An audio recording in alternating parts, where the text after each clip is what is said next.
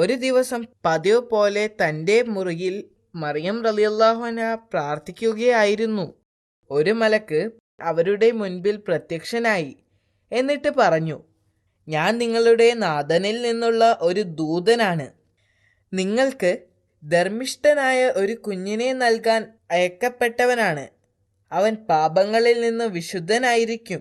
അപ്പോൾ അവർ വളരെ ശാന്തമായി അവരോട് ചോദിച്ചു, എന്നെ ഒരു പുരുഷൻ തൊടുക പോലും ചെയ്യാതെ എനിക്കെങ്ങനെ ഒരു മകനുണ്ടാവും? അത് അള്ളാഹുവിന് വളരെ എളുപ്പമാണ്. അള്ളാഹു ജനങ്ങൾക്ക് ഒരു ദൃഷ്ടാന്തമായിരിക്കാൻ വേണ്ടിയാണ് അവനെ സൃഷ്ടിക്കുന്നത്. മലക്ക് സന്ദർശിച്ചപ്പോൾ മുതൽ അവർക്ക് മാനസിക സമ്മർദ്ദവുമുണ്ടായി. ദിവസങ്ങൾ കടന്നു പോകുന്തോറും അത് വർദ്ധിച്ചു വന്നു. ഒരു ഭർത്താവില്ലാതെ അവർക്കെങ്ങനെ ഒരു കുഞ്ഞിനെ പ്രസവിക്കാനാവും? മാസങ്ങൾ കഴിയും തോറും മാനസിക സമ്മർദ്ദം അധികകാലം താങ്ങാൻ അവർക്ക് കഴിഞ്ഞില്ല. അങ്ങനെ അവർ അവിടം ഉപേക്ഷിച്ച് പോകാൻ തീരുമാനിച്ചു. അങ്ങനെ അവർ ജനിച്ച നഗരമായ നസ്രത്തിലേക്ക് യാത്ര തിരിച്ചു. അവിടെ മറിയം റളിയല്ലാഹു അൻഹ ജനങ്ങളിൽ നിന്നകന്ന് ഒരു ചെറിയ കുടിലിൽ താമസിച്ചു.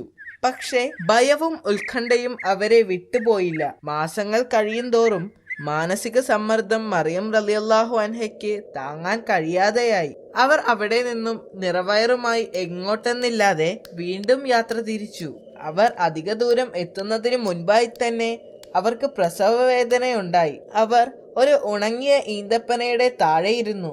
അവിടെ വെച്ച് അവർ ഒരു ആൺകുഞ്ഞിനെ പ്രസവിച്ചു. മറിയം റളിയല്ലാഹു അൻഹ ആ കുഞ്ഞിന്റെ മനോഹരമായ മുഖത്തേക്ക് നോക്കിയപ്പോൾ അവർക്ക് വിഷമമുണ്ടായി. പിതാവില്ലാത്ത ഈ കുഞ്ഞിനെ ഞാൻ എങ്ങനെ ഈ ലോകത്തേക്ക് കൊണ്ടുപോകും? പെട്ടെന്ന് ഒരു മലക്കിന്റെ ശബ്ദം കേട്ടു. ദുഃഖിക്കാതിരിക്കുക, ആ ശബ്ദം പറഞ്ഞു. അള്ളാഹു നിങ്ങൾക്ക് താഴെ ഒരു നദി സൃഷ്ടിച്ചിട്ടുണ്ട്. നിങ്ങൾക്ക് മുൻപിലുള്ള ഈ മരം കുലുക്കുക. അപ്പോൾ പാകമായ പഴങ്ങൾ താഴെ വീഴും. അത് കഴിക്കുകയും വെള്ളം കുടിക്കുകയും ചെയ്യുക. അപ്പോൾ നിങ്ങൾക്ക് നഷ്ടപ്പെട്ട ശക്തി തിരിച്ചു കിട്ടും. അള്ളാഹുവിങ്കിൽ നിന്നുള്ള അനുഗ്രഹമാകുന്നു അത്. അവർ പുഴയിൽ നിന്ന് വെള്ളം കുടിക്കുകയും പഴുത്ത ഈന്തപ്പഴങ്ങൾ കഴിക്കുകയും ചെയ്തു. കുറച്ചു കഴിഞ്ഞ് അവർ എഴുന്നേറ്റ് നഗരത്തിലേക്ക് മടങ്ങിപ്പോവാൻ തീരുമാനിച്ചു. എങ്കിലും അവരുടെ മുഖത്ത് ഭയമുണ്ടായിരുന്നു. ജനങ്ങളോട് എന്താണ് പറയുക? അവർ ചിന്തിച്ചു. അപ്പോഴാണ് മറ്റൊരത്ഭുതം സംഭവിച്ചത്. ഏതാനും മണിക്കൂറുകൾക്ക് മുൻപ് ജനിച്ച ആ കുഞ്ഞ് മാതാവിൻ്റെ ഭയം മനസ്സിലാക്കി. ആ കുഞ്ഞ് സംസാരിക്കാൻ തുടങ്ങി. നിങ്ങൾ ആരെങ്കിലും കണ്ടുമുട്ടിയാൽ അള്ളാഹുവിന് വേണ്ടി വ്രതം എടുത്തിരിക്കുകയാണെന്നും അവരോട് പറയണമെന്നും ആ കുഞ്ഞ് പറഞ്ഞു. ഇത് കേട്ട് മറിയം റളിയല്ലാഹു അൻഹ അത്ഭുതപ്പെട്ടു. അതോടെ മറിയം റളിയല്ലാഹു അൻഹയ്ക്ക് ആശ്വാസം തോന്നുകയും അവർ നഗരത്തിലേക്ക് തിരിച്ചു പോവുകയും ചെയ്തു. അവർ പ്രതീക്ഷിച്ചതുപോലെ അവരുടെ കൈകളിൽ ഒരു കുഞ്ഞുമായി നഗരത്തിൽ എത്തിയപ്പോൾ ജനങ്ങൾ ജിജ്ഞാസയായി.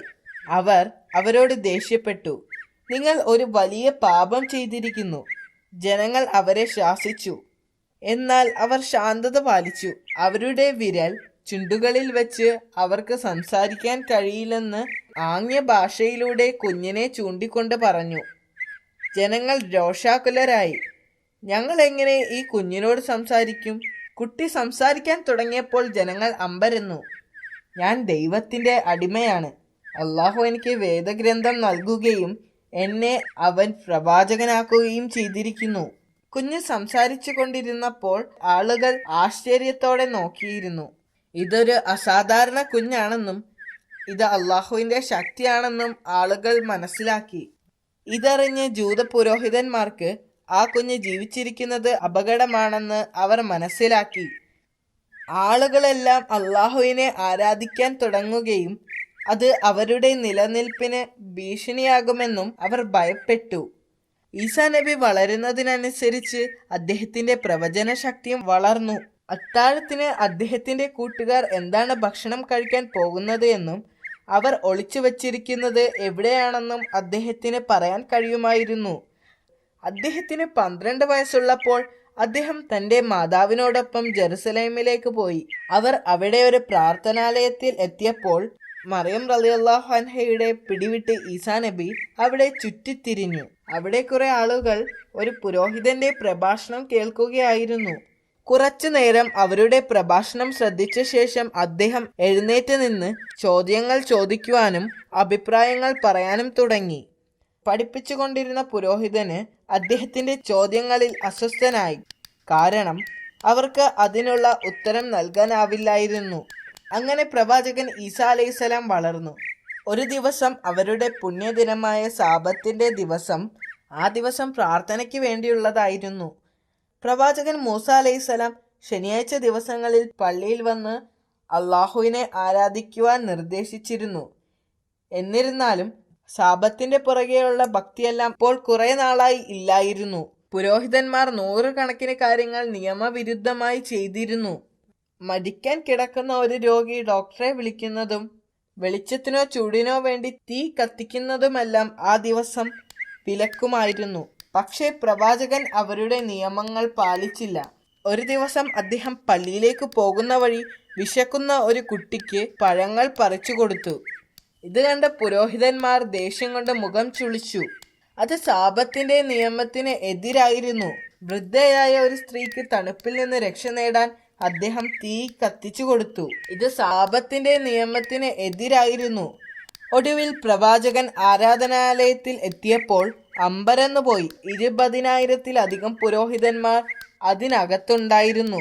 എല്ലാവരും ആരാധനാലയത്തിൽ നിന്ന് മാത്രം സമ്പാദിച്ച് ജീവിക്കുന്നവരായിരുന്നു. സന്ദർശകരെക്കാൾ കൂടുതൽ പുരോഹിതന്മാരാണെന്നറിഞ്ഞപ്പോൾ പ്രവാചകൻ അത്ഭുതപ്പെട്ടു. അവിടമാകെ ആടുകളെ കൊണ്ടും പ്രാവുകളെ കൊണ്ടും നിറഞ്ഞിരുന്നു. അത് ജനങ്ങൾക്ക് വിൽക്കാൻ വച്ചിരുന്നതായിരുന്നു. പുറത്ത് ആയിരക്കണക്കിന് ആളുകൾ പട്ടിണി കിടക്കുമ്പോൾ പുരോഹിതന്മാർ ആരാധനാലയത്തിനുള്ളിൽ ധാരാളം സാധനങ്ങൾ യാഗം നടത്തി കത്തിച്ചു കളയുന്നത് എന്തിനാണെന്നോർത്ത് പ്രവാചകൻ വിഷമിച്ചു.